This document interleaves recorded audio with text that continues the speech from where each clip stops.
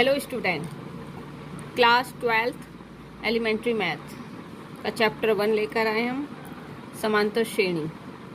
समांतर श्रेणी का हमने इससे पहले आपको समांतर श्रेणी का n पद, समांतर श्रेणी के n पदों का योगफल, ये मैं आपको करा चुकी हूँ।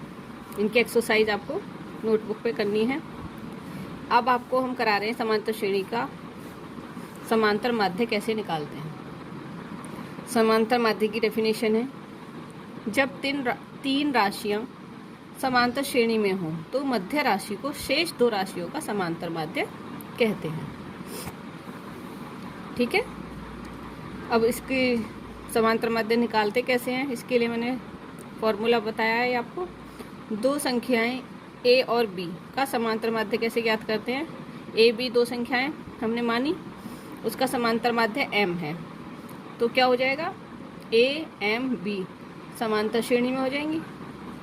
जब समांतर श्रेणी में होते हैं तीन संख्याएं तो क्या कहते हैं हम, दूसरा पद माइनस पहला पद इक्वल होता है तीसरा पद माइनस दूसरा पद। समांतर श्रेणी में हर दूसरे पद का अंतर, दो पदों का अंतर क्या होता है, सार्वंतर। ये दोनों क्या हो गए, इक्वल होनी चाहिए। यही हमारी समांतर श्रेणी की पहली कंडीशन है। अब इसको हम करेंगे तो 2m हो जाएगा। m is equal to a plus B by 2। ये समांतर माध्य का फॉर्मूला है, ये आपको लर्न करना है। m is equal to a plus B by 2। अब मैं एक्सरसाइज 1.3 करा रही हूँ। एक्सरसाइज 1.3 का पहला क्वेश्चन, निम्नलिखित के समांतर माध्य बताइए। पहला पार्ट है 12 तथा -18, सेकंड ये है, थर्ड ये। इसका मैं सेकंड पार्ट करा रही हूँ, फर्स्ट और थर्ड आपको करना है। सेकंड पार्ट है a प्लस बी और a माइनस बी का समांतर माध्य बताइए। इसका डायरेक्ट फॉर्मूला मैंने आपको बताया है, m is equal to a plus B by 2।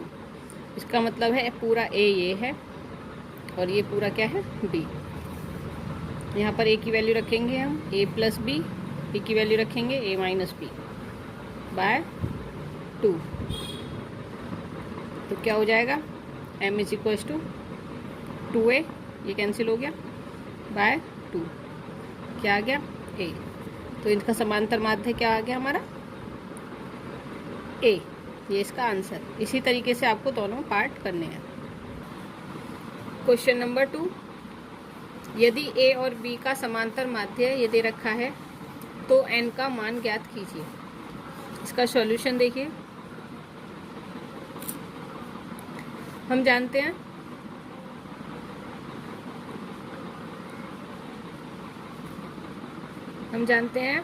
a और b का, हमने अभी बताया था a और b का समांतर माध्य बराबर a प्लस बी बाय 2 है। अभी हमने पीछे निकालना बताया था, दो संख्याएं दे रखी हैं, उसका समांतर माध्य कैसे निकालते हैं। और हमें दिया है an plus 1 plus bn plus 1 by an plus bn समांतर माध्य है। तो इसका मतलब इसका समांतर माध्य और इसका समांतर माध्य क्या है, इक्वल होगा। तो हम यहाँ रख देंगे equal a plus B by 2। इसको सॉल्व करना है और n की वैल्यू निकालनी है। इसको सॉल्व करेंगे तो 2 यहाँ मल्टीप्लाई हो जाएगा, क्रॉस मल्टीप्लाई हो जाएगी, an plus 1 plus bn plus 1 is equal to a plus B an plus bn। Multiply करेंगे तो क्या हो जाएगा, 2 an plus 1 plus 2 bn plus 1 is equal to a की मल्टीप्लाई करिए, a की पावर क्या हो जाएगा, n plus 1 plus a b की पावर n। इसी तरीके यहाँ करेंगे तो b a की पावर n प्लस b की पावर n प्लस 1। इसे सिंप्लीफाई करेंगे तो a की पावर n प्लस 1 हम इधर ले जाएंगे और b की पावर n प्लस 1 भी इधर लेकर आएंगे। माइनस a की power n plus 1 minus b की power n plus 1 is equals to A B N B A N. इसे हमने माइनस करा तो क्या आ गया, इसमें से ये माइनस हो जाएगा तो ए की पावर एन प्लस, इसमें से ये माइनस हो जाएगा तो बी की power N plus 1, A B N plus B A N. Simplify करेंगे, ए एन प्लस 1 इधर लेकर जाएंगे तो B N plus B N plus 1 minus B A N is equals to 0। तो हमारा यहाँ क्या आ जाएगा, इसमें से क्या कॉमन है, ए, इस क्या बचा, ए की पावर एन माइनस बी की पावर एन।